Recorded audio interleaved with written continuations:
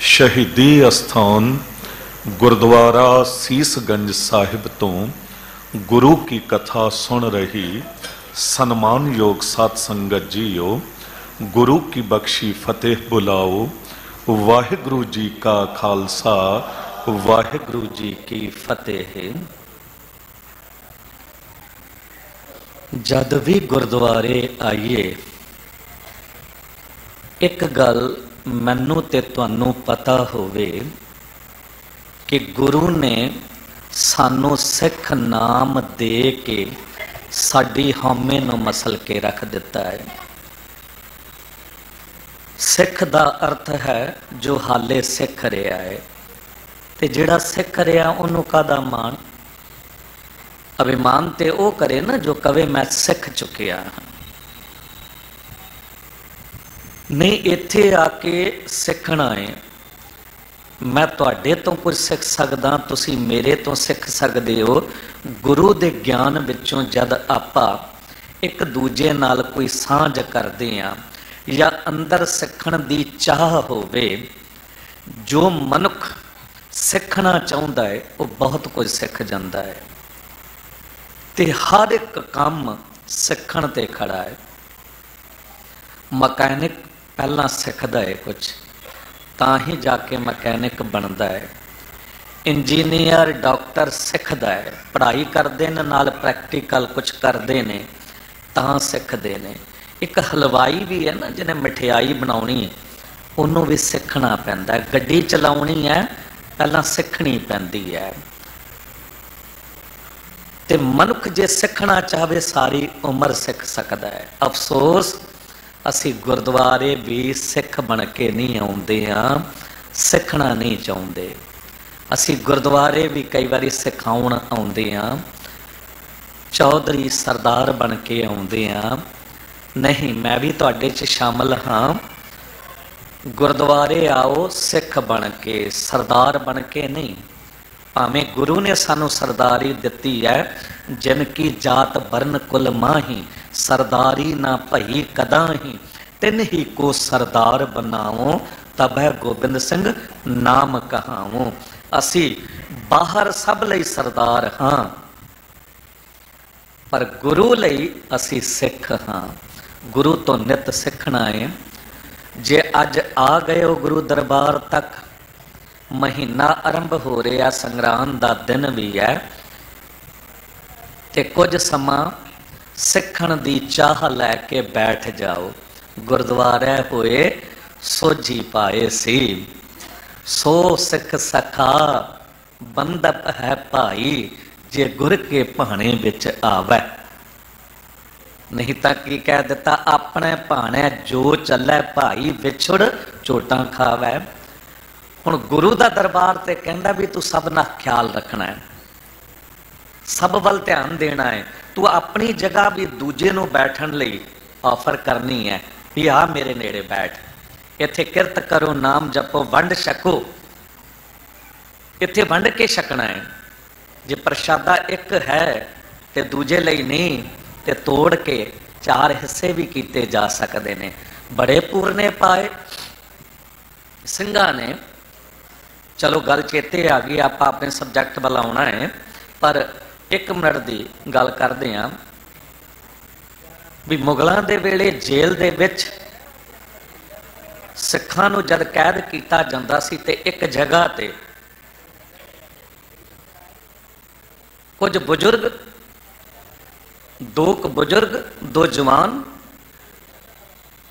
ते दो बच्चे वो कैद सन, ते प्रशादे कुल दो दिते गए कैद च। हुण दो प्रशादे ते किस तरह छकण? 6 बंदे ने। हुण बुजुर्ग जिहड़े ने ना, वो कहंदे ने अपने सिख भरावां नूं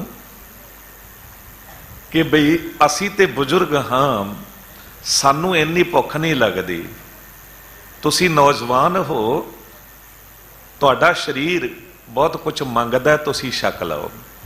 वो नौजवान कहंदे नहीं, असी ते कई दिन भी भुखे रह सकते हैं, छोटे बच्चे ने, ये बच्चे छक लैण।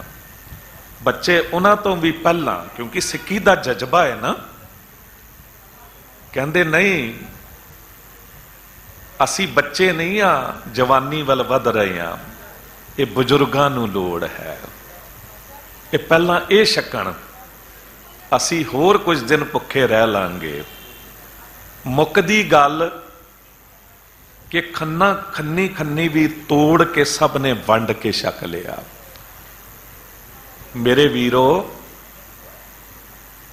अंदर पार्किंग है, पहली गल ते गड्डियां पार्किंग च लाओ, नहीं तो बाहर जिथे गड्डी लाउनी है बड़ा सोच समझ के लाओ। दूजे लई पहला जगह रखो, दूजे लई राह पधरा रखो कि किसी नूं परेशानी ना आवे।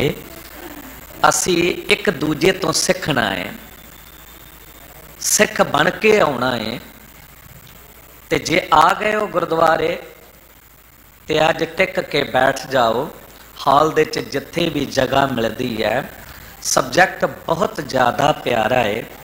इस मन नूं घर किस तरह बनाउणा है ते घर किहो जिहा बनाउणा है, जिथे मालक वाहिगुरू नूं आपां ने बिठाउणा है, वसाउणा है, वो घर किस तरह बन सकता है। ये गुरुद्वारे क्यों बने ने? ये गुरुद्वारे का मतलब ये नहीं कि इत्थे वाहिगुरू वसदा है या गुरु इत्थे ही वसदा है। एवें थोड़ा कह दिता गुरु मेरे संग सदा है नाले। गुरु ते हर वेले नाल है, वाहिगुरू ते हर जगह मौजूद है। भी कह दिता सी ना, दखण देश हरि का वासा, पश्चिम अल्लाह मुकामा। कहते भुलेखे सन। कोई कहता कि हरि परमात्मा वाहिगुरू दखण वाल वसदा है, ते दूजा कहता खुदा अल्लाह जो है वो पश्चिम वाल वसदा है।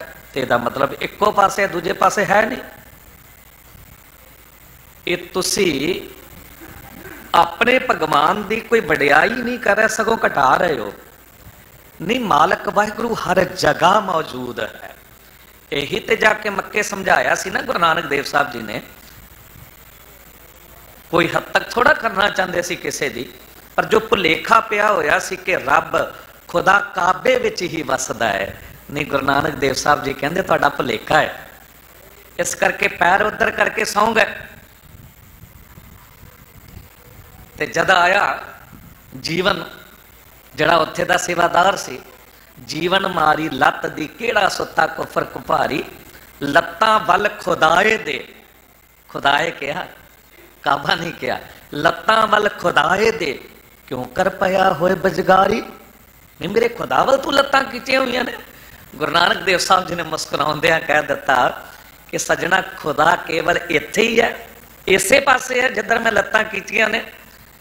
ते फिर ते मैनूं कोई एतराज नहीं, तू मेरी लत्तां खिंच के दूजे पासे कर दे। जद कहा ना इक्को पासे है तेरा खुदा, इतना घट गया है। कहा नहीं बाबा कबीर साहब जी ने, हज काबे हों जाए था, आगे मिलिया खुदाए। कहते लोगों ने मैनूं भुलेखा पा दिता सी कि खुदा ते उत्थे वसदा है काबे विच, ते मैं भी तुर पिया। पर मैनूं राह विच समझ आई। देखो किस तरह समझाउण दा कैसा क्रांतिकारी इनकलाबी तरीका है। कहते हज काबे हों जाए था, आगे मिलिया खुदाए, साई मुझस्यों लड़ परिया, तुझ किन फरमाई गाए। कहते मैनूं जद समझ आई ते खुदा वाहिगुरू ते मेरे नाल लड़ पिया कि तैनूं किने कह दिता कि मैं सिर्फ इक्को जगह ते हाँ।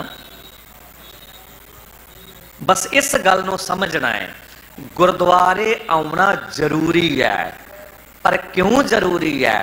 क्योंकि गुरुद्वारे आके तुसी अपने शरीर घर नूं गुरुद्वारा बना सको, अपने मन घर नूं गुरु का घर बना सको, जिथे हर वेले गुरु चेते रवे ते गुरु की कृपा सरका मालक वाहिगुरू अंदरों प्रगट हो जावे, अंदर टिक जावे। अज का सबजैक्ट ये बहुत प्यारा है। ते टिक के कुछ मिनट 20-25 मिनट गुरुद्वारे आओ ना, जरूर टिकया करो।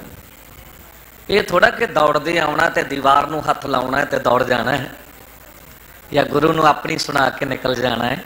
ये अरदासां साडी की ने, अपनी तो सुणाउंदे आ। ये तां गल करदा हुंदा कि गल रिपीट हुंदी है ते पकड़ च आ जांदी। छेती असीं बड़े ढीठ बंदे आ, माफ़ करना मैं भी तुहाडे शामिल हाँ। असीं बड़े ढीठ बंदे आ, जद छेती कीते नहीं सुणदे असीं। जिहड़ा बच्चा क्लास दे विच ना सुनना सिख जांदा है, जिहदे अंदर चाह है सिखण दी, वो टीचर दी हर एक गल नूं पकड़दा है बड़े ध्यान नाल ते क्लास विच फस्ट आउंदा है। ते जिहड़ा बच्चा आलसी नादान हुंदा है ना, वो पिछली सीट ते जाके पिछली कतार च बैठेगा, मेरे उत्ते अख ही ना पवे टीचर दी,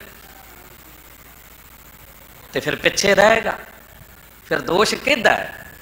इस करके हमेशा जतन करो। इत्थे भी ये भी पाठशाला है। वीर चरणजीत सिंह जी बैठे ने, वो कथा करते हैं, तो भाई गुरदास साहब जी ने कहा कि यह भी पाठशाला है। तो पाठशाला मतलब पढ़ाउण की जगह, पर बड़ी कमाल की जगह है। इत्थे दादा पोतरा पिता इकट्ठे बैठ के पढ़ाई कर सकते हैं। दादी मां बेटी इकट्ठे बैठ के पढ़ाई कर सकते हैं। तो इत्थे भी यही गल है कि किस दे अंदर ये चाह है कि मैं सब तो अगे बैठांगा, सब तो अगे होके बैठांगा, ते गुरु दे दीदार करदे आ मैं गुरु दी गल नूं चंगी तरह समझांगा। वो लोग फिर गुरमुख बनते हैं। उन्हां दा जो मन रूपी घर है ना, फिर गुरुद्वारा बनता है। जो कहा ना, घर घर अंदर धर्मशाल होवे कीर्तन सदा विसोआ। धर्मशाल का मतलब है धर्म की गल होने वाली जगह। गुरुद्वारियां नूं पहलां धर्मशाला कहा जाता सी, ये गुरुद्वारा नाम बाद च चलिया, पर यदा मतलब ये नहीं कि कहा जा रहा है कि हर महल्ले च गुरुद्वारा। प्रबंधक लड़न आपस च, उतों प्रधान तो हटा दिता ते उन्हें दूजा गुरुद्वारा बना लिया। वो झगड़े वाले गुरुद्वारे नहीं, कहते हर एक घर दे विच कीर्तन कथा होवे, मन रूपी घर जो है ये धर्मशाला बन जावे, गुरुद्वारा बन जावे। ये मन नूं घड़न दी जगह ये गुरुद्वारा है। गुरुद्वारे आउण दा मतलब है कि असी अपने अंदर नूं गुरुद्वारा बना सकीए। आओ महीने दी भी 4 सबजैक्ट वल वधदे आ। एकाग्रता तुहाडी मैनूं बहुत मिल रही है। दूर तक जो हाल भरिया है, बिल्कुल सुचेत हो के तुसी गर्दना सीधियां करके सुन रहे हो। ये वखरी गल है कि कैमरे जिहड़े ने वो बिल्कुल सामने जद लग जाते ने, ते कई बारी सामने वालियां नाल जो गल बन नहीं पाती, अखां चक्खां पा के ते बेनती करांगे, इन्हां नूं कोशिश करांगे कि जे थोड़ा जा भी गैप विच रहा करेगा ना, तो संगत नाल सिद्धा, फिर संगत नूं भी आलस नहीं आउंदा, सावधान होके बैठते ने। करो कृपा मन जे किते भटक रहा है, मन नूं आवाज मारो, मेरे मन परदेसी वे प्यारे आओ घरे। ते एक बारी गज के उच्चारण करो सतनाम श्री। एक बारी फिर आखो सतनाम श्री। मंघर माह सुहंदियां हर पिर संग बैठड़ियां। एक एक गल नूं पकड़ के चलियो। तुसीं पढ़े लिखे हो। अजकल दे जे किते कोई बुजुर्ग पहला ज्यादा पढ़ाई नहीं कर सकिया, वो साडे पढ़े लिखियां तो भी ज्यादा समझदार ने। अज बच्चे बहुत अगे निकले हुए ने, हर गल नूं बहुत छेती समझते ने। गल है समझण दी। आम तौर पर इस महीने नूं आपां की कह के बुलाउंदे आ, मघर। यही नाम लेंदे ने ना। जिहड़े हुण छोटे बच्चे ने, उन्हां नूं देसी महीनों बारे ज़्यादा पता नहीं, पर तुहानूं ते पता ही है। कहंदे मघर दा महीना। जे मघर है तो फिर गुरु अर्जन देव साहब जी ने गलती तो नहीं की मंघर लिखण विच? नहीं, गुरु कदी गलती नहीं करता है। गुरु दे हर एक कर्म दे विच कोई गुण लुकिया है, कोई कृपा लुकी है। मैनूं एक मिनट फिर बेनती करनी पैनी है कि हर एक महीने का नाम कोई डूंघा अर्थ रखता है। जिस तरह दास ने बेनती की सी कि सावन सावन का महीना एवें नहीं नाम दे दिता गया, सावा प्लस वन दो शब्दों का जोड़ है भी सावन के महीने च ना वन सावे हो जाते हैं। सावे का अर्थ है हरे भरे, क्योंकि फुहारां पैंदियां ने मींह दियां ते वो हरी भरी हो जाती है हरियावल, इस करके सावा प्लस वन सावन नाम दिता गया।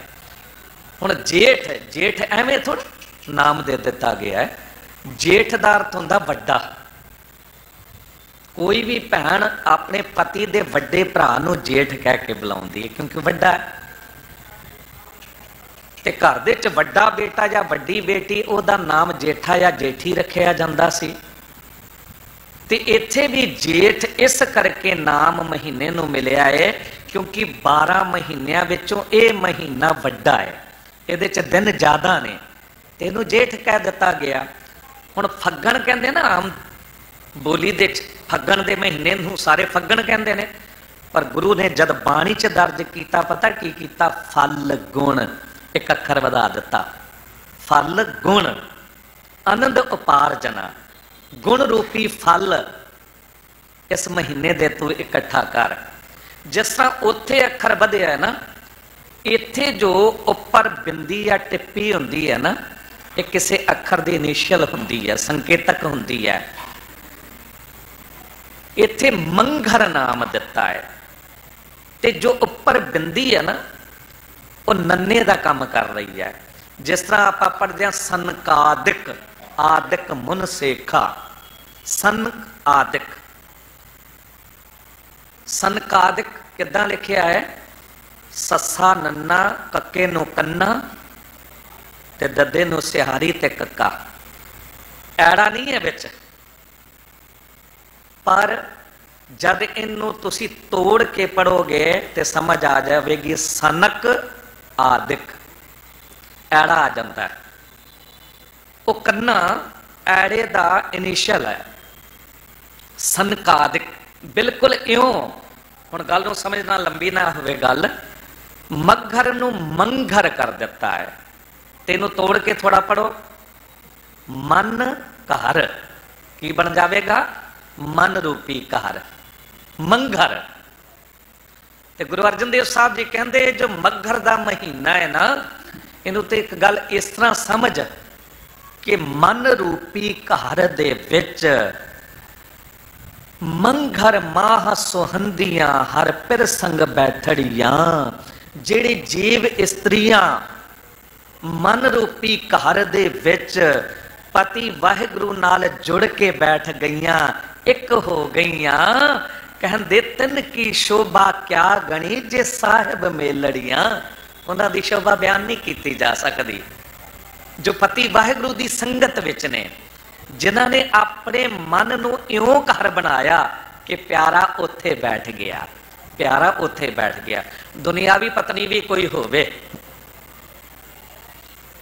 ते मन दे विच उहदे पति प्रति ना सत्कार होवे ना प्यार होवे, बल्कि कदी मन करके नेड़े बैठे ही ना, या उन्होंने चंगा ही ना लगे बैठना, तो दुनियावी पति भी केड़ा कोई बख्श दिंदा है, वो केड़ा नेड़े लगता है। ये ते मन नूं जितण दीयां गल्लां ने। मन घर, मन मंदर, तन वेश कलंदर, घट ही भीतर नाम, एक शब्द मेरे प्राण बसत है बहुर जन्म नाम। मैं तो वाहिगुरु का ही रूप हो जावांगी, मैं तो ਉਹਦੇ ਨਾਲ ਇੱਕ ਮਿੱਕ हो जावांगी। ਐਵੇਂ थोड़ा कह दिता है, धन फिर यह ना आखियां बहन इकट्ठे हुए।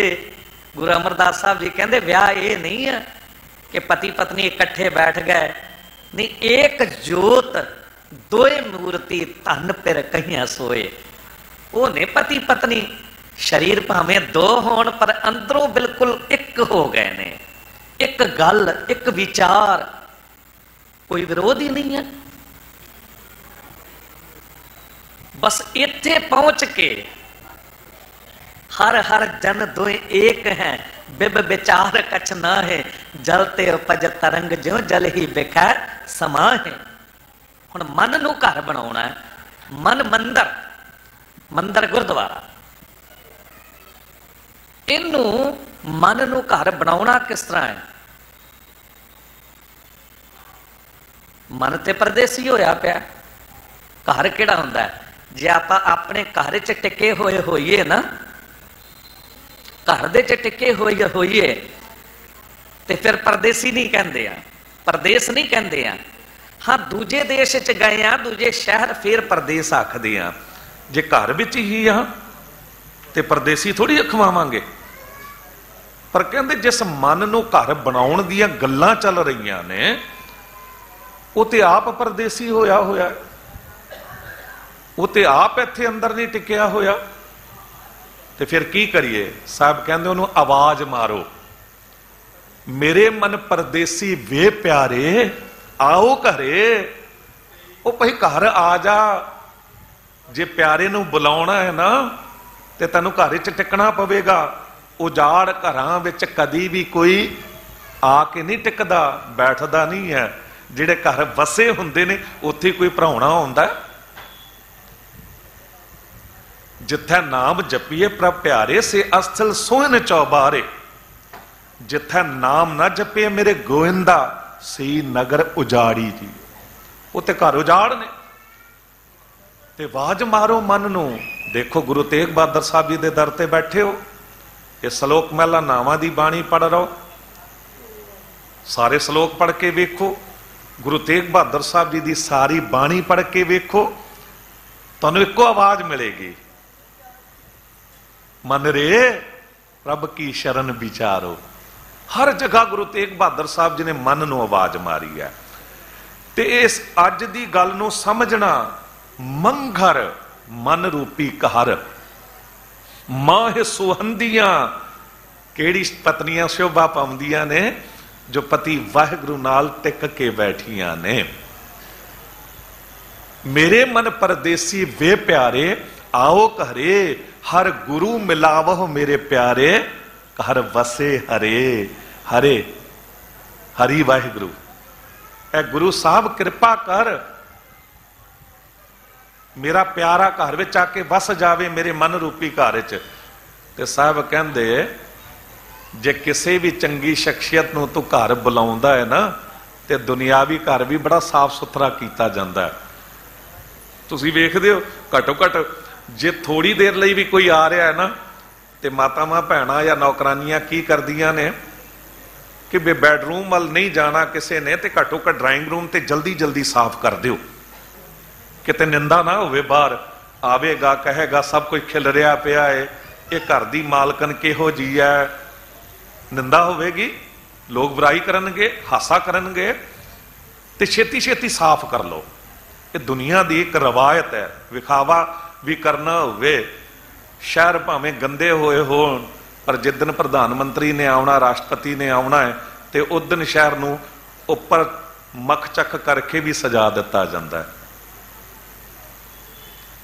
कहंदे जे किते घर नूं सजाउणा है, आम शख्सियत नूं तू बुलाउंदा, किसी नूं रिश्तेदार नूं या किसी नेता नूं या कोई होर आ रहा होवे घर, ते घर नूं बड़ा सजा दिता जाता, साफ सुथरा कर दिता जाता। ते जिथे तू रब नूं वसाउणा चाहुंदा, जिथे तू पति वाहिगुरू नूं बिठाउणा चाहुंदी है जीव इस्त्री, उहनूं साफ नहीं करना, उहनूं सजाउणा नहीं है। पहला काम कर कि मन नूं बुला, मन परदेसी ना रहे, मन भटके ना, उहनूं बुला लै ते मन नूं अपने वस च करके फिर मन सौंप दे गुरु नूं। मन बेचे सतगुर कै पास, तिस सेवक कै कारज रास। ऐ सतगुरु मन छेती कीते मेरे तो साफ नहीं हुंदा, मन मैले सब कुछ मैला, तन धोते मन हच्छा ना होए सी, मैनू ते केवल तन धोना आया, मन धोना आया ही नहीं है। ते मन मैं तैनू दे दिंदा, तू कृपा कर इनू साफ कर दे। ते जद गुरु नू मन दे दिंदे आ ना, फिर गुरु कृपा करके मन नू गुणा नाल शिंगार दिंदा है, अंदर ऐसे गुण भर दिंदा है कि मन अत सोहना हो जाता है। ते पति वाहिगुरु फिर अंदरों ही प्रगट हो जाता है कि एडे सोहने घर दे विच मैं आत्मा ਪਤਨੀ ਨਾਲ ਜ਼ਰੂਰ ਬੈਠਾਂਗਾ। ਤੇ ਫਿਰ ਉਹ ਸਾਡੇ ਨਾਲ, ਉਹ ਜੀਵ ਇਸਤਰੀ ਨਾਲ ਇੱਕ ਮਿੱਕ ਹੋ ਕੇ ਬੈਠ ਜਾਂਦਾ ਏ। ਤੇ ਇਹੋ ਜੀ ਸੁਹਾਗਣ ਇਸਤਰੀਆਂ, ਜੀਵ ਇਸਤਰੀਆਂ ਕਹਿੰਦੇ ਬੜੀ ਸ਼ੋਭਾ ਪਾਉਂਦੀਆਂ ਨੇ। ਉਹ ਸ਼ੋਭਾ ਬਿਆਨ ਹੀ ਨਹੀਂ ਕੀਤੀ ਜਾ ਸਕਦੀ। ਕਈ ਵਾਰੀ ਨਾ ਕੋਈ ਐਗਜ਼ਾਮਪਲ, ਉਦਾਹਰਣ ਸਾਨੂੰ ਸਮਝਾ ਜਾਂਦਾ ਹੈ। ਅਸ਼ਟਾਵਕਰ ਹੋਇਆ ਹੈ ਜਿਹਦੇ ਸਰੀਰ ਵਿੱਚ 8 ਬਲ ਸਨ, ਦੇਖਣ ਨੂੰ ਬੜਾ ਕੁੱਬਾ ਜਿਹਾ ਤੇ ਲੱਗਦਾ ਸੀ। ਤੇ ਰਾਜਾ ਜਨਕ, ਜਿਹਦੇ ਬਾਰੇ ਕਿਹਾ ਗਿਆ ਭਗਤ ਵੱਡਾ ਰਾਜਾ ਜਨਕ ਹੈ। ਕਿਉਂ ਵੱਡਾ ਹੈ? ਗੁਰਮੁਖ ਮਾਇਆ ਵਿੱਚ ਉਦਾਸੀ। ਕਹਿੰਦੇ ਗਰੀਬੀ ਚ ਤੇ ਕਈ ਭਗਤ ਹੋ ਗਏ ਨੇ ਝੁੱਗੀ ਝੋਪੜੀਆਂ ਵਿੱਚ, ਪਰ ਰਾਜਾ ਜਨਕ ਇਸ ਕਰਕੇ ਵੱਡਾ ਭਗਤ ਹੈ ਕਿਉਂਕਿ ਸੋਨੇ ਦੇ ਸਿੰਘਾਸਨ ਤੇ ਬੈਠਣ ਵਾਲਾ ਹੋਵੇ ਮਹਾਰਾਜਾ ਆਪ, ਤੇ ਉਸ ਦੇ ਬਾਵਜੂਦ ਉਹ ਗੁਰਮੁਖ ਹੋਵੇ। ਇਹ ਹੈ ਵੱਡੀ ਗੱਲ। ਇਸ ਕਰਕੇ ਉਹ ਵੱਡਾ ਹੈ। ਉਹ ਗੁਰਮੁਖ ਸੀ। ਗੁਰਮੁਖ ਕੌਣ ਹੁੰਦਾ? ਜੋ ਗੁਰੂ ਵੱਲ ਮੁਖ ਕਰਕੇ ਤੁਰਦਾ ਹੈ, ਜੋ ਗੁਰੂ ਦੀ ਗੱਲ ਨੂੰ ਪਹਿਲਾਂ ਰੱਖਦਾ ਹੈ, ਮੰਨਦਾ ਹੈ। ਇਹ ਗੁਰਮੁਖ ਕਿਸ ਤਰ੍ਹਾਂ ਬਣਿਆ? ਕਹਿੰਦੇ ਰਾਜਾ ਜਨਕ ਨੇ ਹੋਕਾ ਦਿੱਤਾ ਕਿ ਮੈਨੂੰ ਗਿਆਨ ਚਾਹੀਦਾ ਹੈ, ਤੇ ਗਿਆਨ ਇਤਨੇ ਸਮੇਂ ਦੇ, ਇਤਨੇ ਟਾਈਮ ਦੇ ਵਿੱਚ ਚਾਹੀਦਾ ਹੈ ਕਿ ਜਿਤਨੇ ਟਾਈਮ ਵਿੱਚ ਮੈਂ ਘੋੜੇ ਦੀ ਰਕਾਬ ਵਿੱਚ ਪੈਰ ਪਾ ਕੇ ਘੋੜੇ ਤੇ ਸਵਾਰ ਹੋ ਜਾਵਾਂ। ਹੁਣ ਆਪ ਅੰਦਾਜ਼ਾ ਲਾਓ, ਤੁਸੀਂ ਗੱਡੀ ਦਾ ਦਰਵਾਜ਼ਾ ਖੋਲ ਕੇ ਬੈਠਦੇ ਹੋ, ਕਿੰਨਾ ਕੁ ਟਾਈਮ ਲੱਗਦਾ ਹੈ? ਕੋਈ ਘੋੜੇ ਤੇ ਸਵਾਰ ਹੋਵੇ ਕਿੰਨਾ ਟਾਈਮ? 30 ਸੈਕਿੰਡ, 30 ਸੈਕਿੰਡ, 1 ਮਿੰਟ, ਇਸ ਤੋਂ ਵੱਧ ਕੀ ਟਾਈਮ ਲੱਗੇਗਾ? ਹੁਣ ਇਤਨੇ ਟਾਈਮ ਦੇ ਚ ਗਿਆਨ ਕੌਣ ਦਵੇ? ਗਿਆਨ ਵੀ ਜਿਹੜੇ ਇਹਦੇ ਰਾਜ ਪੁਰੋਹਿਤ ਸਨ, ਰਿਸ਼ੀ ਮੁਨੀ, ਵਿਦਵਾਨ ਇਲਾਕੇ ਦੇ ਸਾਰੇ ਬੁਲਾਏ ਗਏ, ਸਭ ਨੇ ਹੱਥ ਖੜੇ ਕਰ ਦਿੱਤੇ। ਕਹਿੰਦੇ ਇਤਨੇ ਛਿਨੇ ਚ ਗਿਆਨ ਕਿੱਥੇ ਦਿੱਤਾ ਜਾ ਸਕਦਾ ਹੈ? ਰਾਜਾ ਕਹਿੰਦਾ ਜੋ ਕਹੋ ਤੁਹਾਨੂੰ ਮੈਂ ਦੇ ਦਿਆਂਗਾ, ਰਾਜ ਭਾਗ ਤੱਕ ਕਹੋ ਤੇ ਦੇ ਦਿਆਂਗਾ, ਪਰ ਮੈਨੂੰ ਗਿਆਨ ਦੇ ਦਿਓ। ਉਦੋਂ ਅਸ਼ਟਾਵਕਰ ਆਇਆ ਤੇ ਅਸ਼ਟਾਵਕਰ ਨੇ ਆ ਕੇ ਕਿਹਾ ਕਿ ਮੈਂ ਗਿਆਨ ਦਿਆਂਗਾ ਰਾਜਨ ਜੀ ਇਤਨੇ ਟਾਈਮ ਦੇ ਵਿੱਚ ਤੁਹਾਨੂੰ। ਰਾਜਾ ਜਨਕ ਪ੍ਰਸੰਨ ਹੋ ਗਿਆ, ਕਹਿੰਦਾ ਦਿਓ ਗਿਆਨ। ਤੇ ਘੋੜੇ ਦੀ ਰਕਾਬ ਤੇ ਪੈਰ ਰੱਖ ਕੇ ਉੱਪਰ ਚੜਨ ਲੱਗਾ। ਅਸ਼ਟਾਵਕਰ ਨੇ ਕਿਹਾ ਕਿ ਗਿਆਨ ਲੈਣ ਤੋਂ ਪਹਿਲਾਂ ਮੈਨੂੰ ਗੁਰੂ ਧਾਰਨ ਕਰਨਾ ਪੈਣਾ ਹੈ। ਤੂੰ ਮੈਨੂੰ ਗੁਰੂ ਧਾਰਨ ਕਰੇਗਾ, ਤੇ ਗੁਰੂ ਧਾਰਨ ਕਰਨ ਲਈ ਤੈਨੂੰ ਗੁਰੂ ਦਖਣਾ ਦੇਣੀ ਪਏਗੀ, ਭੇਟਾ ਦੇਣੀ ਪਏਗੀ। ਰਾਜਾ ਕਹਿੰਦਾ ਮੈਂ ਤਿਆਰ ਹਾਂ, ਜੋ ਮੰਗੋ ਦਿਆਂਗਾ, ਭੇਟਾ ਦਿਆਂਗਾ।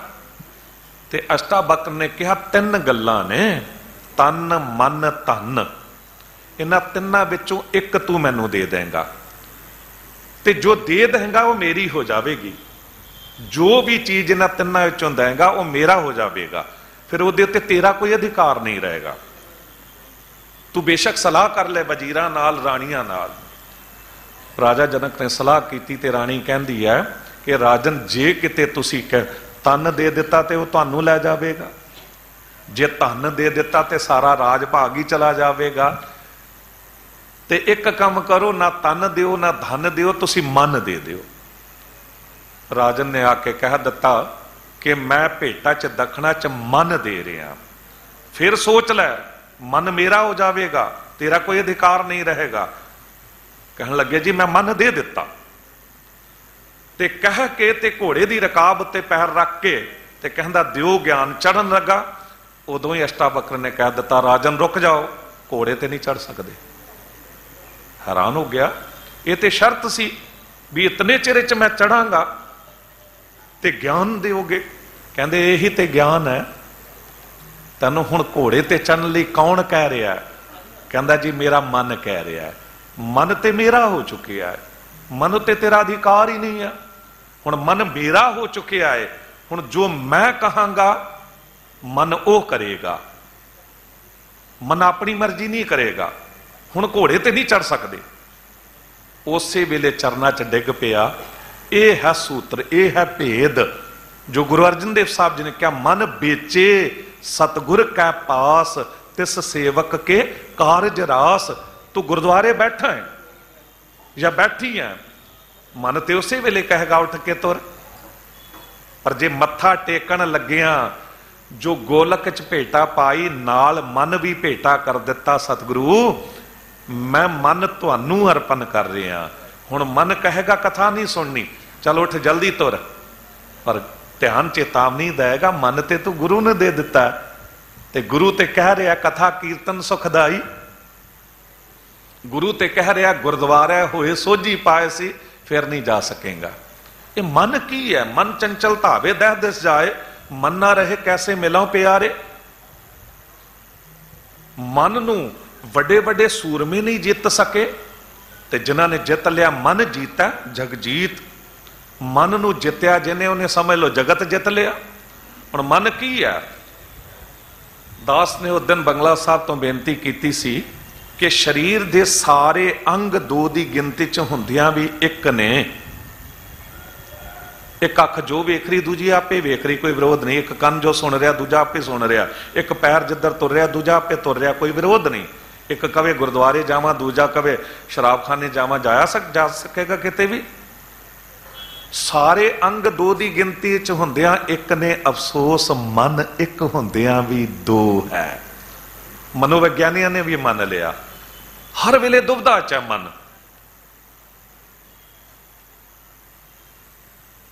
राती अलार्म लाया, सवेरे जागांगा, अपने उत्ते भरोसा नहीं सी, दूजे नूं भी कह दिता, घर दे बुजुर्ग नूं जगा देना, पत्नी नूं क्या जगा देना। अलार्म वजया, बंद करके सौ गया। फिर आवाज मार के जगाया गया तां भी नहीं जागया, क्योंकि राती मन कुछ होर सी, हुण कुछ होर हो गया। मन बदल गया। मन पल पल बदलता है। ये तुहाडे नाल ना गल पहलां भी कई बारी सांझी शायद कीती है, पर जिथे सबजैक्ट आवे ते गल टुकदी है। ਜਿਹੜਾ पति चंगे पासे लगा हुंदा है ते पत्नी नूं प्यार करदा है, सत्कार दिंदा है, वो जरूर सोचदा कि मेरी पत्नी भी चंगे पासे लगे। ते जिहड़ी भागां वाली पत्नी चंगे पासे लगी हुंदी है ना, वो पति दा भला जरूर सोचदी है। कई पत्नियां ऐसियां ने जिन्हां ने अपने पति नूं प्यार नाल हथ फड़ के गुरुद्वारे लियाउणा सिखा दिता। दास बंगला साहब कथा करदा हुंदा सी, हैडगंथी सी, ते रात नूं रोज दी कथा हैडगंथी करदे ने। ते नोएडा तो एक गुरु प्यारे कहंदे 70 साल तो मैं बंगला साहब आ रहा, उम्र उन्हां दी कोई वड्डी 80-82 साल। ते एक दिन कहंदे मैं कदी कथा नहीं सुनी इन्ने टाइम दे विच। एक दिन किते पत्नी नाल आ गई, ते पत्नी नाल आई ते दास कथा कर रहा सी, ते पत्नी ने कहा कि भी कथा च आनंद आ रहा ते आपां ने बैठना है। कहंदे असीं बैठ गए।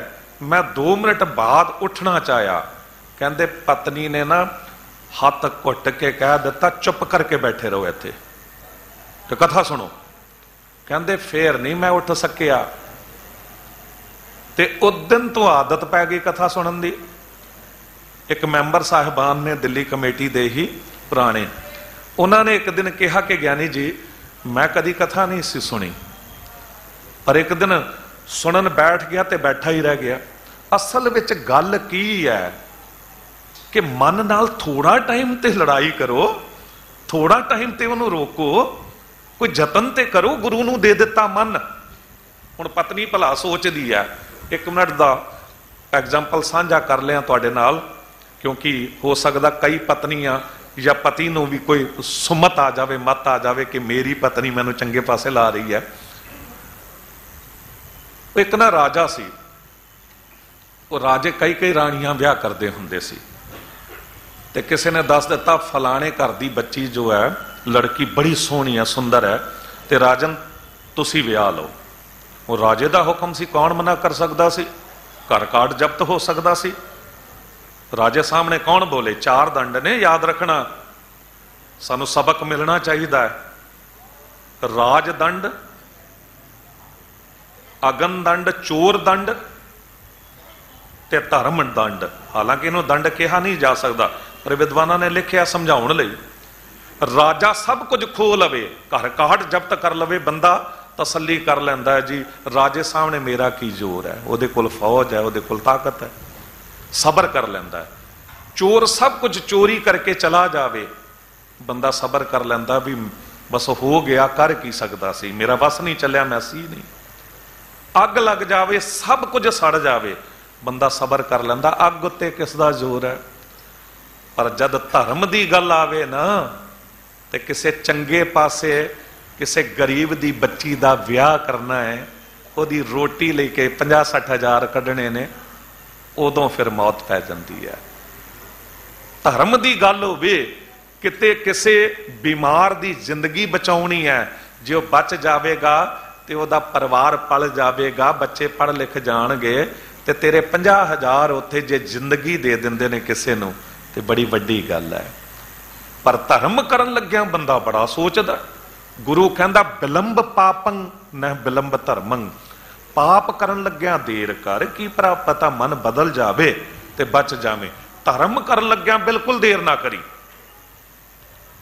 ਇੱਕ ਘਟਨਾ ਦਾਸ ਨੇ ਪੜ੍ਹੀ ਕਿ ਇੱਕ ਅੰਗਰੇਜ਼ ਸੀ, ਕੋਈ ਚਰਚ ਵਿੱਚ ਉਹ ਲੈਕਚਰ ਸੁਣ ਰਿਹਾ ਸੀ, ਕਥਾ ਸੁਣ ਰਿਹਾ ਸੀ, ਤੇ ਉੱਥੇ ਇੱਕ ਨਿਯਮ ਸੀ ਕਿ ਲੋਕ ਬੈਠੇ ਹੁੰਦੇ ਸੀ, ਤੇ ਉਹ ਪ੍ਰਚਾਰਕ ਲਈ ਨਾ ਇੱਕ ਬੰਦਾ ਥਾਲੀ ਲੈ ਕੇ ਆਉਂਦਾ ਹੁੰਦਾ ਸੀ, ਤੇ ਸਾਰਿਆਂ ਦੇ ਸਾਹਮਣੇ ਘੁੰਮਦਾ ਸੀ, ਤੇ ਜਿਹਨੂੰ ਜੋ ਸ਼ਰਧਾ ਹੁੰਦੀ ਸੀ ਨਾ, ਕੋਈ $1, ਕੋਈ $2, ਕੋਈ $10 ਉਹਦੇ ਚ ਪਾ ਦਿੰਦਾ ਸੀ।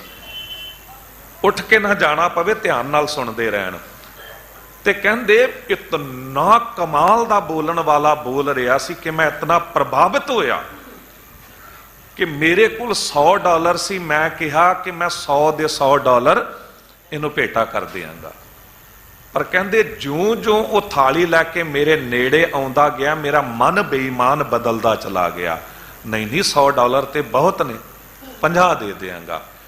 ਉਹ ਹੋਰ ਨੇੜੇ ਆਇਆ ਤੇ ਕਹਿੰਦੇ ਨਹੀਂ 50 ਤੇ ਬਹੁਤ ਨੇ, ਮੈਂ $20 ਦੇ ਦਿਆਂਗਾ।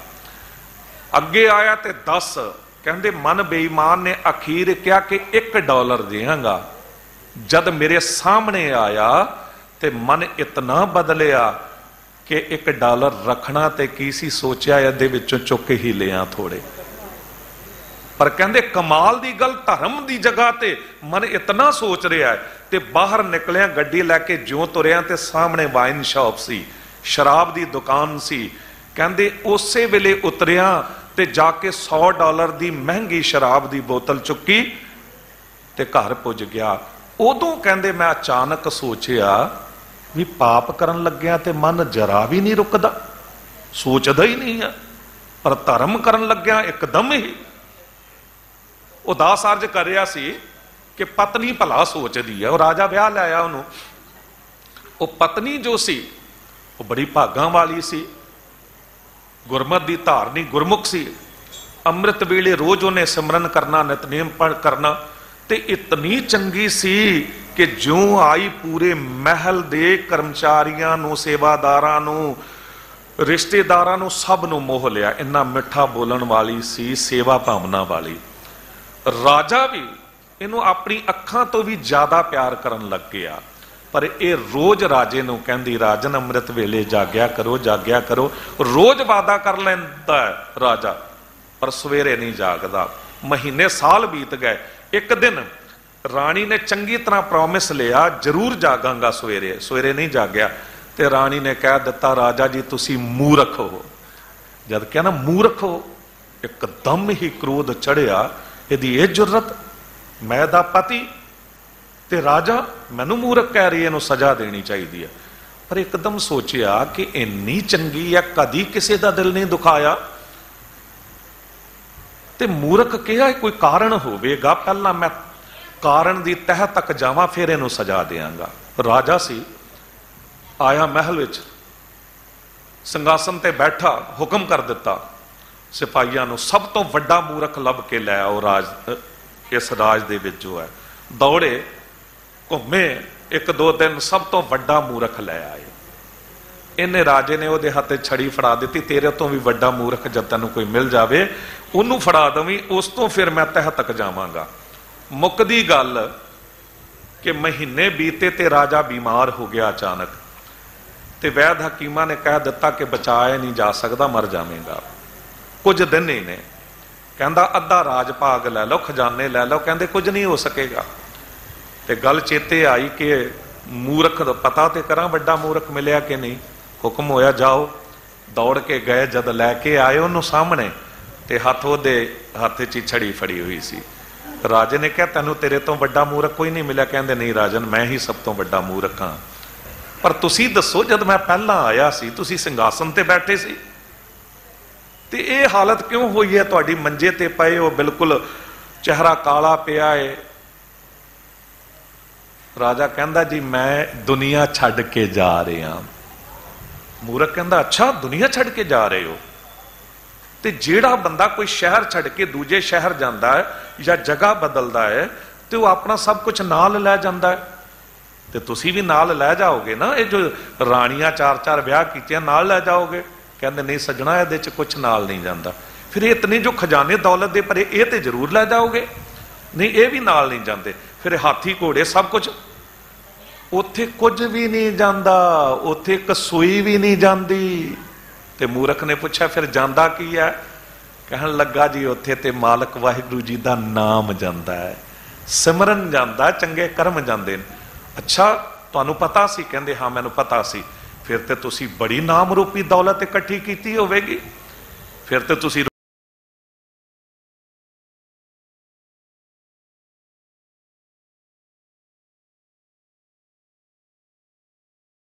ਰੋਜ਼ ਗੁਰਦੁਆਰੇ ਜਾਂਦੇ ਹੋਵੋਗੇ, ਮੰਦਿਰ ਜਾਂਦੇ ਹੋਵੋਗੇ। ਰੋ ਕੇ ਕਹਿੰਦਾ ਬਸ ਇੱਥੇ ਹੀ ਭੁੱਲ ਹੋ ਗਈ।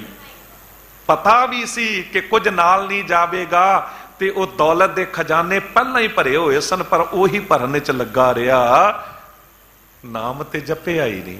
ਜਿਉਂ ਹੀ ਕਿਹਾ ਉਸੇ ਵੇਲੇ ਉਸ ਮੂਰਖ ਨੇ ਛੜੀ ਰਾਜੇ ਦੇ ਹੱਥ 'ਚ ਫੜਾ ਦਿੱਤੀ ਕਿ ਅੱਜ ਮੇਰੇ ਤੋਂ ਵੀ ਵੱਡਾ ਮੂਰਖ ਮੈਨੂੰ ਮਿਲ ਗਿਆ।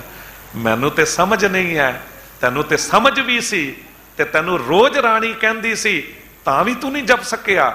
ਉਦੋਂ ਪੁੱਬਾਂ ਮਾਰ ਕੇ ਰੋਇਆ ਕਿ ਰਾਣੀ ਨੇ ਕਿਉਂ ਮੂਰਖ ਕਿਹਾ ਸੀ। ਕਿਉਂ ਨਾ ਹਰ ਕੋ ਨਾਮ ਲੈ ਮੂਰਖ ਨਿਲਾਜ ਰੇ, ਨਿਸ ਦਿਨ ਸੁਨ ਕੈ ਪੁਰਾਨ ਸਮਝਤ ਨਹਿਰੇ ਅਜਾਨ, ਕਾਲ ਤਉ ਪਹੁੰਚਿਓ ਆਨ ਕਹਾਂ ਜਈਆਂ ਪਾਜਰੇ। ਕਿੱਥੇ ਭੱਜ ਕੇ ਜਾਵੇਂਗਾ? ਜਿਸ ਪਤਨੀ ਦੀ ਬਾਹ ਪਤੀ ਨੇ ਫੜੀ ਹੋਵੇ ਨਾ, ਉਹ ਪਤਨੀ ਬੇਫਿਕਰ ਹੋ ਕੇ ਤੁਰਦੀ ਹੈ। ਜਿਸ ਦੇ ਸਿਰ ਉੱਤੇ ਪਤੀ ਦਾ ਸਾਇਆ ਮੌਜੂਦ ਹੋਵੇ ਨਾ, ਉਹ ਕਿਸੇ ਦੀ ਪਰਵਾਹ ਨਹੀਂ ਕਰਦੀ ਕਿ ਕਿਸੇ ਦੀ ਕੀ ਜ਼ਰੂਰਤ ਹੈ ਕੋਈ ਅੱਖ ਚੁੱਕ ਕੇ ਮੇਰੇ ਵੱਲ ਵੇਖ ਜਾਵੇ ਜਾਂ ਮੇਰੇ ਬਾਰੇ ਕੋਈ ਨਿੰਦਾ ਚੁਗਲੀ ਕਰੇ, ਕਿਉਂਕਿ ਪਤੀ ਹੈ। ਪਰ ਜਿਸ ਦੇ ਸਿਰ ਉੱਤੇ ਪਤੀ ਨਹੀਂ ਹੁੰਦਾ ਨਾ, ਤੇ ਨਾਦਾਨ ਤੋਂ ਨਾਦਾਨ ਬੰਦਾ ਵੀ ਕੋਈ ਵੀ ਗੱਲ ਉਹਦੇ ਬਾਰੇ ਕਰ ਦਿੰਦਾ ਹੈ, ਕੁਛ ਵੀ ਕਹਿ ਦਿੰਦਾ ਹੈ। ਬਸ ਇਹੀ ਗੱਲ ਹੈ, ਆਪਾਂ ਹਾਂ ਜੀਵ ਇਸਤਰੀ। ਜਿਸ ਦਿਨ ਅਸੀਂ ਬਾਹਾਂ ਆਪਣੇ ਪਤੀ ਵਾਹਿਗੁਰੂ ਨੂੰ ਫੜਾ ਦਿੱਤੀ ਤੇ ਪਤੀ ਵਾਹਿਗੁਰੂ ਨੇ ਬਾਂਹ ਫੜ ਲਈ, ਫਿਰ ਕਿਸੇ ਦੀ ਜ਼ਰੂਰਤ ਨਹੀਂ ਕੋਈ ਸਾਡੇ ਬਾਰੇ ਇਤਨੀ ਵੀ ਗੱਲ ਕਰ ਜਾਵੇ। ਜਿਸ ਪਤ ਰੱਖੈ ਸੱਚਾ ਸਾਹਿਬ ਨਾਨਕ ਮੇਟ ਨਾ ਸਕੈ ਕੋਈ। ਸਾਹਿਬ ਕਹਿੰਦੇ ਜਿਨ੍ਹਾਂ ਦੀ ਬਾਂਹ ਵਾਹਿਗੁਰੂ ਨੇ ਫੜ ਲਈ ਪਤੀ ਨੇ ਨਾ, ਤਿਨ ਕੀ ਸੋਭਾ ਕਿਆ ਗਣੀ ਜੇ ਸਾਹਿਬ ਮੇਲੜੀਆਂ, ਤਨ ਮਨ ਮੌਲਿਆ ਰਾਮ ਸਿਉ ਸੰਗ ਸਾਧ ਸਹੇਲੜੀਆਂ। ਤਨ ਤੇ ਮਨ ਮੌਲ ਜਾਂਦਾ ਹੈ, ਖੇੜੇ ਚ ਆ ਜਾਂਦਾ, ਹਰਿਆ ਭਰਿਆ ਹੋ ਜਾਂਦਾ ਹੈ ਜਦ ਸਾਧ ਸੰਗਤ ਰੂਪੀ ਸਹੇਲੀਆਂ ਨਾਲ ਨਾ ਬੰਦਾ ਪਤੀ ਵਾਹਿਗੁਰੂ ਦੀ ਸੰਗਤ ਮਾਣਦਾ ਹੈ। ਦੇਖੋ ਜਿਹਦੇ ਕੋਲ ਪਤੀ ਹੈ ਨਾ, ਉਸ ਪਤਨੀ ਕੋਲ ਸਹੇਲੀਆਂ ਵੀ ਬਹੁਤ ਹੁੰਦੀਆਂ ਨੇ। ਉਹਦੇ ਨਾਲ ਸੰਗਤ ਕਰਨ ਵਿੱਚ ਸਹੇਲੀਆਂ ਡਰਦੀਆਂ ਨਹੀਂ ਹਨ। ਪਤਾ ਕਿਉਂ ਨਹੀਂ ਡਰਦੀਆਂ ਨੇ? ਕਿਉਂਕਿ ਉਹਦੇ ਉੱਤੇ ਕੋਈ ਦਾਗ ਨਹੀਂ ਹੈ, ਉਹਦਾ ਪਤੀ ਹੈ ਕੋਲ, ਤੇ ਕੋਈ ਜ਼ਰੂਰਤ ਥੋੜਾ ਕਰੇਗਾ ਉਹਦੇ ਬਾਰੇ ਕੁਝ ਕਹਿਣ ਦੀ। ਤੇ ਜਿਹਦਾ ਪਤੀ ਕੋਲ ਨਹੀਂ ਹੁੰਦਾ, ਉਹਦੇ ਕੋਲ ਸਹੇਲੀਆਂ ਵੀ ਘੱਟ ਹੁੰਦੀਆਂ ਨੇ ਆਮ ਤੌਰ ਤੇ। ਪਤਾ ਕਿਉਂ? ਕਿਉਂਕਿ ਦੁਨੀਆ ਨੇ ਉਹਦੇ ਬਾਰੇ ਗੱਲਾਂ ਬਣਾਉਣੀਆਂ ਨੇ, ਤੇ ਜੇ ਮੈਂ ਵੀ ਨਾਲ ਰਲੀ ਤੇ ਹੋ ਸਕਦਾ ਮੇਰੇ ਉੱਤੇ ਵੀ ਆਂਚ ਆ ਜਾਵੇ। ਗੁਰਬਾਣੀ ਹਰ ਇੱਕ ਪੱਖ ਲੈਂਦੀ ਹੈ। ਤੇ ਕਹਿੰਦੇ ਇਹੋ ਜੀ ਜੀਵ ਇਸਤਰੀਆਂ ਇਹ ਕਲੜੀ ਬਨਮਾਹੇ। ਇਉਂ ਜਾਣੋ, ਗੁਰਬਾਣੀ ਕਹਿੰਦੀ ਜਿੱਦਾਂ ਜੰਗਲ ਦੇ ਚ ਕੱਲੀਆਂ ਨੇ। ਕਿਹਾ ਨਹੀਂ विदण खोही मुंद इकेली, ना को साथी ना को बेली। बाबा फरीद साहब जी कहते मैं इहो जी पत्नी आ भागी कि मेरा पति मेरे तो रुस गया ते हुण मैं लभदियां तप तप लोहे लोहे हाथ मरोरों, बावल होई सो शौह लोरों। कहते हुण मैं तपदियां बिलकदियां हथ मलदियां बावली होई पईयां, लभदियां पति मेरा मिल ही नहीं रहा, रुस गया मेरे तो। तैं शह मन मैं किया रोस। देखो बोल कैसे कमाल दे ने। तैं शह, शह दा अर्थ हुंदा पति। जे तू मेरे तो रुस गया, रोस कीता है, मुझ अवगुण शह ना ही दोष। ये मेरा ही अवगुण है। मैं शह की कदर नहीं जानी, उदों पति की कदर नहीं जानी। एका सेज विची धन कंता, धन सूती पिर सद जागंता। पति जाग रहा सी, ये आकड़ दी निंदर सुती हुई सी औमे विच। इको ही सेज सी मन रूपी। ते फिर होवे की, फिर ते विछोड़ा ही है ना। पीओ मदरो धन मतवंता। जिदा मदरा शराब पीती होंदी है ना, इदां कहंदे पत्नी ने अहंकार दा नशा कीता होया सी ते हुण पति वल झाकदी भी नहीं सी। हुण करे की, कहंदे धन जागै जे पिर बोलंता। हुण पति कोई सियाणा होवे, पति अहंकारी ना होवे, पति निरंकारी होवे। निरंकारी दा अर्थ आम जो निरंकारी नाम रख लिया जाता वो नहीं, निरंकार नाल जुड़िया होया जो होवे। कहंदे जे वो आवाज मार के जगा दवे ते पत्नी जाग पवे। हुण बाबा फरीद साहब जी भी स्त्री कहंदे मेरा पति रुस गया है।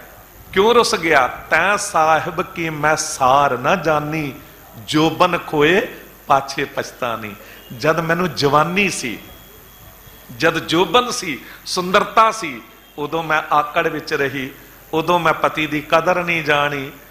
ते हुण पति कोल है नहीं, ते हुण तपदियां बिलकदियां ते पुकार करदियां। काली कोयल तू कित गुण काली। कहंदी अंदर जद जोर मारदा है ते मैं कोयल तो पुछ लैंदी हां तू क्यों काली हो गई है। ते कहंदे जवाब मिलदा अपने प्रीतम के हों बिरहा जाली। मैनू विछोड़ा पै गया मेरे पति दा। वो विछोड़े दे करके ना मैं श्रृंगार कर पाउंदी हां, ना अपना ख्याल रख पाउंदी हां, ते विछोड़े दी अग विच सड़ रही काली हो गई। कहंदे कोयल भी ये जवाब दिंदी है। हुण कोयल थोड़ा जवाब दे रही है, अंदर दा उडारी मारदा मन है जो सिखदा है हर गल तो कि तेरे नाल भी शायद यही होया है। ते फिर कहंदे ने जिथे गल आ रही है कि सहेलियां भी नाल नहीं हुंदियां जे पति नाल ना होवे, सिर ते ना होवे, पति ने छड़ दिता होवे ते फिर बड़ी मुश्किल गल। दुनिया बड़ी खराब है। बहुत चंगी रूहां जिहड़ी पत्नी विधवा होवे या जिहड़ी पत्नी नूं तलाक मिल गया होवे या जिसदा पति ते ओहदे लई बड़ी मुश्किल होंदी है, ओहदे लई डबल इम्तिहान हो जाते ने। पर दुनिया बड़ी खराब है, हमदर्दी नहीं रखती है। साहब कह रहे ने कि जे पति कोल होवे, फरीद साहब जी कहंदे मेरी हालत वेखो, विधण कोई मुंद केली। मुंद पत्नी कली है, ये दुनिया कखू है हनेरा। विधण खोही मुंद इकेली, ना को साथी ना को बेली। पर मिलिया किथे पति वाहिगुरु। कहंदे मैं जद बहुत पुकार की, रोई कुरलाई, ते पति नूं तरस आ गया। पति वाहिगुरु नूं तरस आ गया ते उन्हें मेरे उत्ते किरपा की ते मैनू भेज दिता साध संगत दे विच। कर किरपा प्रभ साध संग मेली, जां फिर देखा ता मेरा अल्लाह बेली। दास ते कहंदा हुंदा है कि जिस भी भैन माता किसी बच्ची दा सिर ते पति ना होवे ना, कोई कारण वरत गया होवे, वो आ जावे गुरु कोल ते वो पति वाहिगुरु दे लड़ लग जावे, पति वाहिगुरु दा आसरा लै लवे, फिर याद रखना दुनिया किते भी कुछ लांछन नहीं लगा सकेगी, क्योंकि जद वो पत रखण ते आउंदा है ना, जिस पत रखा सच्चा साहिब नानक मेट ना सकै कोई। एवें थोड़ा कह दिता प्रेम पटोला तैं सह दिता टक्कण कूपत मेरी, दाना बीना साई मैंडा सार ना जाना तेरी। वो सब कुछ जानने वाला है, वो ऐसी विध बना दिंदा है। या दूजा तरीका कि गुरु पिता गुरु गोबिंद सिंह साहब जी नूं पिता बना लो, अमृत छक लो। अमृत छक लो। जिस भी बेटी भैन ने माता ने अमृत छक लिया ना, ते सामने वाले कंब जाते ने कुछ भी कहण तो। सो साहब इत्थे एक कह रहे ने कि साध जना ते बाहरी से रहन इके लड़ियां। गल नूं पकड़ लेना, अखीरली गल है। कर कृपा प्रभ साध संग मेली, कृपा करके साध संग नाल जोड़ दिता। जा फिर देखा ता मेरा अल्लाह बेली। इत्थे आके मैं अपने पति प्यारे नूं वेख लिया, वो मिल पिया विच संगत हर प्रभ वसै जियो। उहदा वासा सी, वो मिल गया। ते जिन्हां नूं नहीं मिलिया, जो साध संगत नहीं कर सकियां, कहंदे साध दना ते बाहरी से रहन इके लड़ियां, एक लड़ी बनमा है। वो कलियां रह गईयां, तिन दुख न कभू उतरे से जम के बस पड़ियां। उन्हां दा कदी दुख उतर ही नहीं सकदा। वो जमा दी मार सहंदियां ने, जिनी राविया प्रभ अपना से दिसन नित खड़ियां। जिन्हां ने अपना पति वाहिगुरु प्राप्त कर लिया ना, वो ते बिल्कुल हाजर खड़ियां हुंदियां ने सेवा दे विच। उन्हां दा पति प्यारा सामने हुंदा है। रतन जवेहर लाल हर कंठ तिना जड़ियां। इउं जानो उन्हां कोल रतन जवेहर लाल सब कुछ ने, जिन्हां कोल पति है। नानक बाछै धूड़ तिन प्रभ शरणी दर पड़ियां। कह नानक जी कहंदे मैं उन्हां दी चरण धूड़ मंगदा हां, प्रभ शरणी दर पड़ियां, जो प्रभु दी शरण विच दर ते सुचेत खड़ियां ने। मंघर प्रभ आराधना बहुड़ ना जन्म बड़िया। मंघर मन रूपी घर दे विच जिन्हां ने वाहिगुरु नूं आराध्या, वो फिर जन्म मरण दे गेड़ च नहीं पैंदे। अज संगरांद दा दिन है। एज ए हैड गंथी सीसगंज साहब इत्थे दा सेवादार कुकर होण दे नाते बेनती करदे हां, जिहड़े जोड़ा घर विच भी सुन रहे हो ते संगत विच भी, मेरियां भैणां वीर बुजुर्ग नौजवान, जद गुरुद्वारा सीसगंज साहब आओ ना, ते कुछ समा लंगर हाल लई टाइम कढ के वक़्त लगे लंगर वरताउण दी सेवा जरूर करिया करो। जो लंगर वरताउण दी सेवा है ना, सब तो महान सेवा है। ये सेवावां बाबा बुढ़ा साहब आप निभाउंदे सन। माता खीवी जी गुरु अंगद देव साहब जी दे सुपत्नी, वो लंगर बनाउंदे भी सी ते लंगर छकाउंदे वरताउंदे सी। साडे गुरु अर्जन देव साहब सतगुरु कहते संगत आई सी दूर तो, ते अमृतसर तो थोड़ा दूर पड़ा उन्होंने कर लिया। गुरु अर्जन देव साहब जी नूं पता लगा कि संगत आई है, पर उन्होंने आराम थोड़ा दूर ही करना, क्योंकि काफ़ी दूर तो चलते चलते आ रहे हैं। तो गुरु अर्जन देव साहब जी ने की कीता, माता गंगा जी नूं लिया सेवादार लै नाल, अपने सिर उत्ते लंगर चुकिया, सेवादारां ने चुकिया, उत्थे पुजे ते जाके गुरु अर्जन देव साहब जी ने आप लंगर की सेवा की, लंगर वरताया। संगत नूं पता ही नहीं सी कि गुरु लंगर वरता रहा है, क्योंकि उदों किहड़ी टैलीविजन हुंदे सी, उदों किहड़े वीडियो कॉलिंग हुंदी सी या फोटो हुंदे सी कि गुरु नूं पछाणदी होवे, संगत नहीं पछाण पाउंदी सी। ते गुरु साहब आप लंगर वरताउंदे रहे। महाराजा आला सिंह सने पत्नी आप लंगर की सेवा करते सन। पता क्यों कह रहे हैं? क्योंकि कई बारी लंगर हाल दे च मैले कुचेले कपड़ियां वाले बाहरों कोई ओहो जे बंदे आ जान ते लंगर वरताउण लग जान। नहीं, गुरु की संगत क्यों ना लंगर वरतावे। गुरु दे खुशी दे पात्र बनिया करो। जोड़ा घर च अद्धी सेवा, अद्धा टाइम जोड़ा कर दे दिओ, अद्धा टाइम लंगर हाल विच दिओ, ते तुहानू देखना किन्नी क खुशी मिलेगी। भाई पिंदरपाल सिंह जी जो महान कथावाचक ने, आप दरबार साहब लंगर वरताउण दी सेवा करते हैं। आप लंगर वरता के असी वेखिया है, जो आनंद लंगर वरताउण विच है वो किते भी नहीं मिलता। ते लंगर दोनों ही ने, याद रखना, ये भी लंगर वरता रहे हैं असी ते तुसी शक रहे हो। ये लंगर केड़ा शब्द अखुट बाबा नानका खाए खर्च तनमाल। ये लंगर त्रिपत भई सच भोजन खाया मंतन रसना नाम। ये तुहाडी रूह लंगर छक रही, आत्मा लंगर छक रही है। वाला एक ये लंगर वरताउण वाले भी महान ने जो वलंटियर कई सेवावां करते हैं। कई साडे पंथ विच भी ऐसे ने, चरणजीत सिंह बैठे ने, होर कई बंदे, वो आप प्रचार करते हैं गुरबाणी का। कथा सुनते ने, समझते ने, पढ़ते ने, फिर अगे वंडते ने लंगर। बिल्कुल इउं वो लंगर वरताउण का भी बड़ा महत्व है। भी लंगर बनाउण लई ते बीबियां रख लईयां गईयां, स्टाफ रख दिता गया, क्योंकि तुसी लंगर वरताउण तो इनकारी हो गए।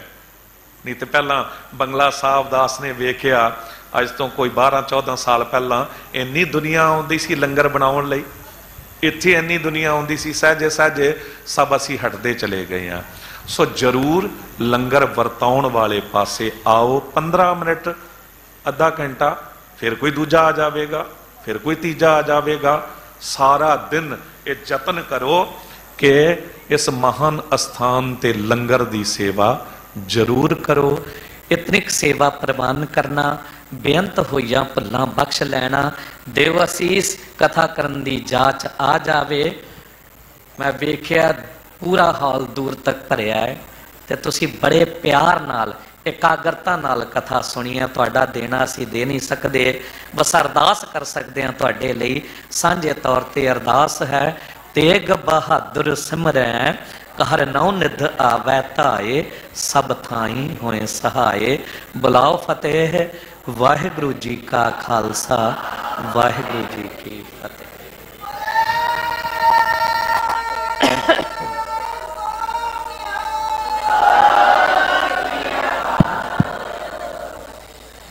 राम कली महला तीजा आनंद।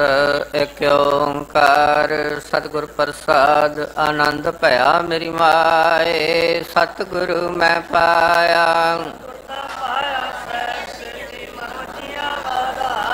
राग रतन परिवार परियां शब्द गावण आईयां, कहे नानक आनंद हुआ सतगुरु मैं